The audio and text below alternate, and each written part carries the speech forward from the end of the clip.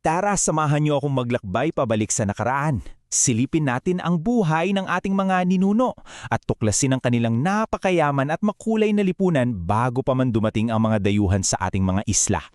Paano nga ba sila umibig, nagpakasal at bumuo ng komunidad noong unang panahon?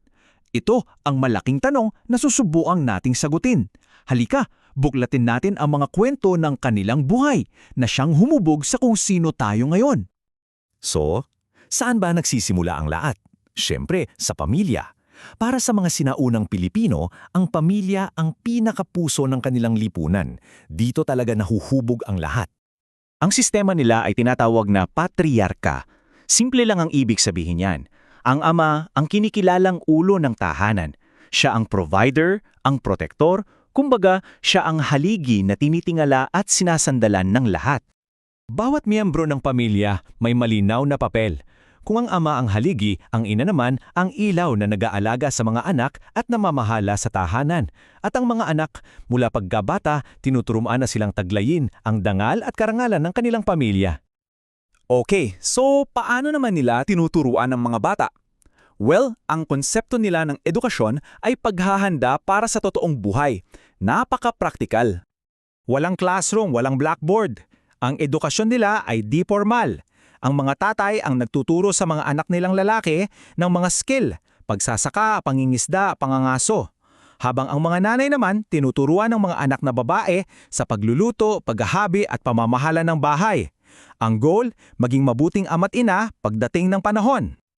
At ito ang nakakabilib. Kahit ganyan kasimple ang sistema nila, ayon mismo sa isang Kastilang manunulat na si Padre Chirino, halos lahat daw ng mga lalaki at babae marunong bumasa at sumulat. Astig, diba? 17. Tandaan niyo ang numerong yan kasi yan ang bilang ng mga simbolo sa sinaunang paraan ng pagsulat ng ating mga ninuno na mas kilala sa tawag na alibata. Isipin nyo sa pamamagitan lang ng 3 patinig at 14 na katinig, nagawa nilang itala ang kanilang mga batas, tula at kwento. Patunay lang yan kung gaano sila katalino at kasibilisado. Okay, bukod sa pamilya at pagsulat, mayroon din silang kaayusan sa lipunan, lalo na sa pag-aasawa. Kadalasan, ang datu ay para sa kapwa-datu, ang maharlika sa kapwa-maharlika. Pero, at ito ang maganda, hindi ito isang batas na bakal. Pwede pa ring umibig at magpakasal sa labas ng iyong antas sa lipunan. At ngayon, dumako tayo sa paborito kong parte, ang pag-ibig. Paano ba sila manligaw noon? Nako, hindi ito kasing dali ng pag-send ng message. Ito ay isang mahabang paglalakbay. Kasi noon, ang pag-ibig hindi lang puro salita at pangako. Kailangan itong patunayan. Ang panliligaw ay isang tunay na pagsubok ng pagkatao, ng pasensya at ng sakripisyo. Tingnan natin yung proseso. Una, ang paninilbihan. Dito, ang lalaki ay magtatrabaho ng ilang taon para sa pamilya ng babae. Magsisibak ng kahoy, iigid ng tubig, lahat yan. Kapag napatunayan na niya ang sarili, hihingin ng permiso ng mga magulang. Pagkatapos, may pamumulungan para pag-usapan ang dote. At sa huli, ang paghanda sa kasal. Grabe ang effort. So ano itong bigay kaya o dote? Linawin lang natin, hindi ito bayad para sa babae ha. Ito ay simbolo ng respeto at isang patunayan na kayang-kayang suportahan ng lalaki ang kanyang magiging asawa at pamilya. At eto ang pinaka-romantic at pinakamatinding detalye para sa akin.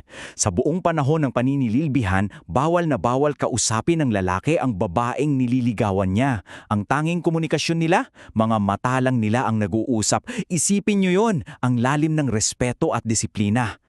So, kapag nalagpasan na ang lahat ng pagsubok at nagtagumpay ang pag-iibigan, hindi lang 2 tao ang nagdiriwang, piyesta ng buong komunidad. Yung kasal mismo, lalo na ng mga maharlika, ay punong-puno ng simbolismo. Yung pag-inom ng alak bigas sa iisang tasa, tandaya ng pagiging isa nila.